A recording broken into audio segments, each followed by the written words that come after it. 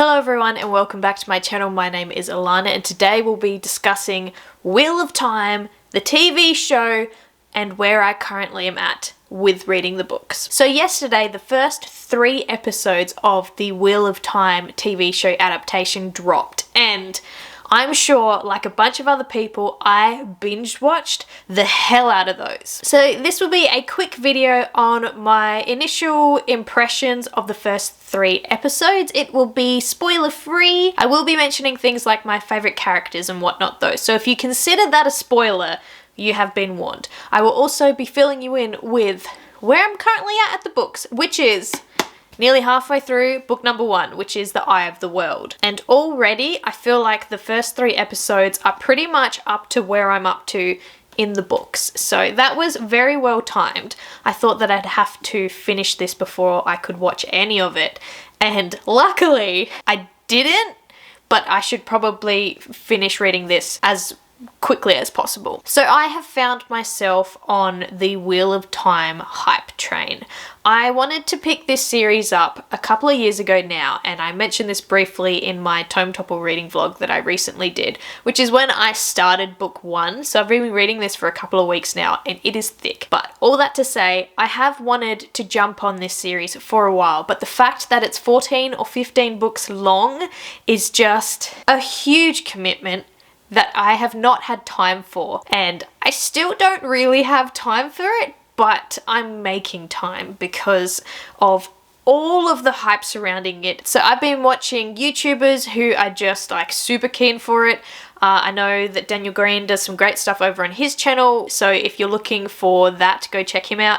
That's who I've been watching predominantly because he does do spoiler-free stuff, and as I am coming into the series fresh, I don't want those spoilers. So I do feel like this was the perfect time for me to pick up these books, even though I said I didn't have time, because of the amount of love that this series is getting at the moment. So I'm feeling like I'm just part of something bigger, which is a great thing about reading. So just quickly, I will get into my favorite things about the first 3 episodes, and then I will get into some things that I'm hoping that kind of amp up a bit, and then how this compares to the book so far. So my favorite things about this TV series so far, number 1 is the set, but closely followed by the cast.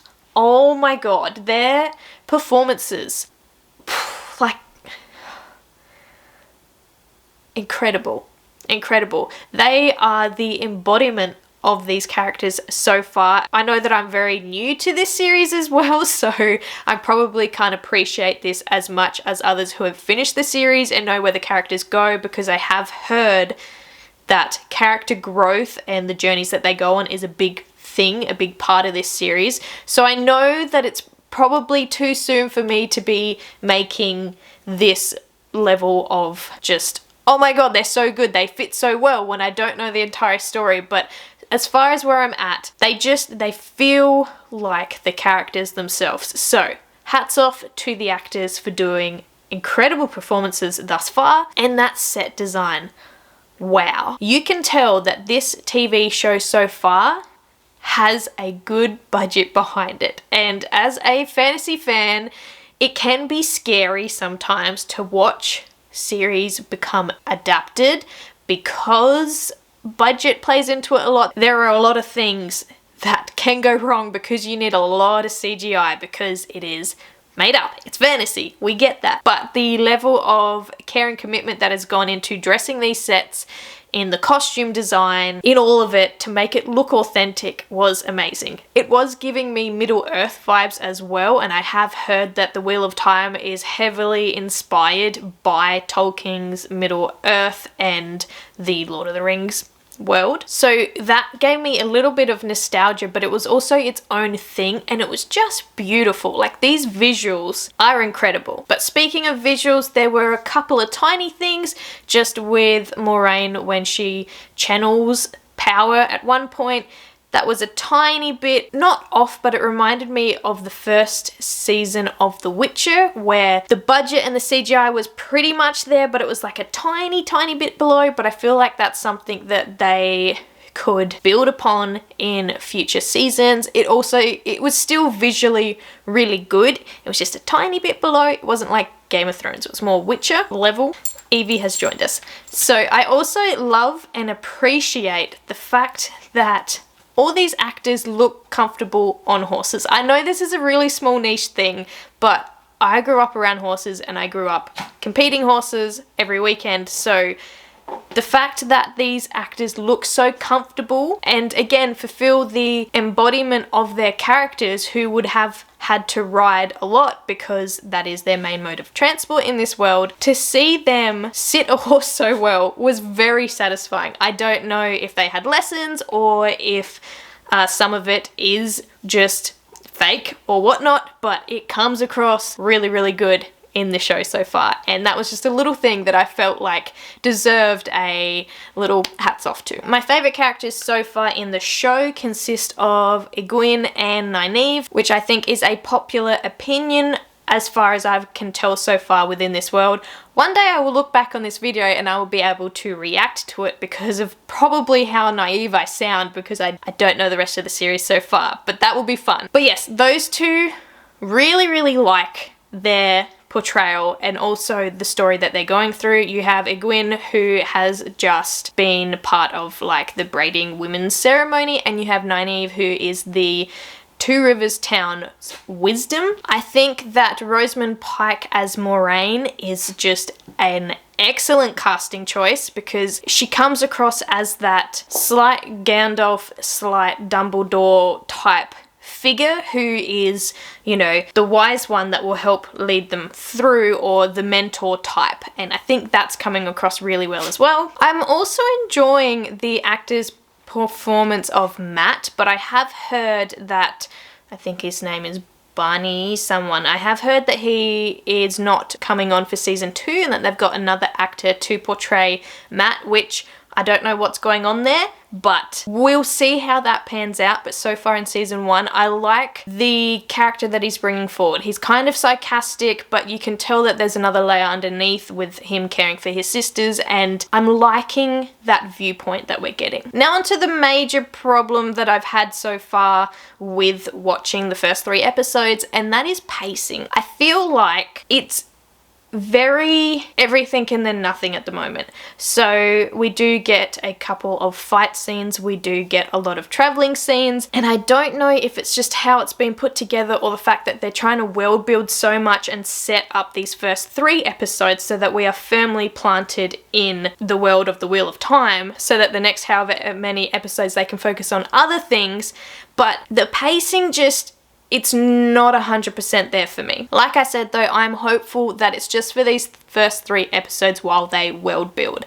and from here it just goes up. That is my hope. I think that is a realistic hope as well. Again, to compare, even though they're different series, but Witcher had a few pacing problems as well, and I ended up really enjoying the first season of that. Super hyped for the second one as well, but I feel like we could be dealing with a similar thing here. Another thing too, there were just a couple of scenes that were a little bit clunky, like there's the one where Moraine and Lan arrive in Two Rivers, which is different to the books because in the show they're more outright about who they are and why they're there, and it just felt really clunky when she walks into the inn, and that whole scene, a bit heavy-handed, but okay. And there was another one, but that comes up in episode 3, so I don't really want to spoil anything. But overall, loving the casting choices, loving the backdrops that we get to see. They are incredible. A few clunky scenes and the pacing is not 100%, but overall I'm very hopeful for this series to continue, and I'm very excited. I will be watching and tuning in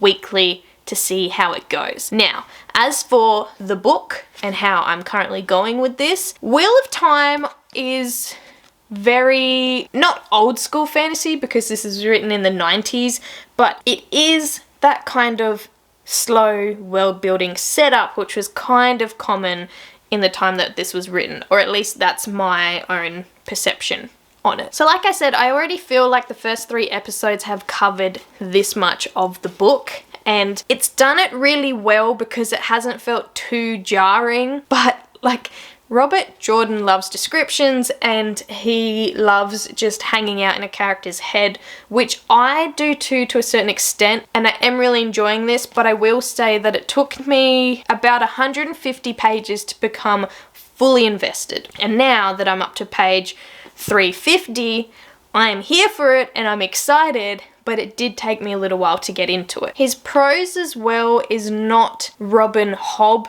level. In my opinion, it would go Robin Hobb, George R.R. Martin, then Robert Jordan. And that's no shade or anything, that's just the different styles that they have and their different modes of storytelling. But it's more that kind of plainer style, and he does repeat words in the same sentence and things like that. So it's not very eloquent, I think I'm trying to say, but he gets the point across and he does make you care for his characters straight up. We also have a very extensive magic system which is slowly getting fleshed out and different points are being explored, and I'm here for that because I love a huge magic system. I can't wait to see more of the Aes Sedai because I have seen on Daniel Green's channel him mention the different colours and orders of the Aes Sedai. So you've got like blue, red, yellow, something rather else, I think. So far we have only seen Moraine, who is a blue order. It probably has a technical name, but I'm fresh in this, so I'm a baby when it comes to the Wheel of Time so far. I also feel, in comparison to the TV show, that Robert Jordan is able to take his time a lot more with different scenes and fleshing them out because he does have all of this page room to play with. And these books don't get any thinner.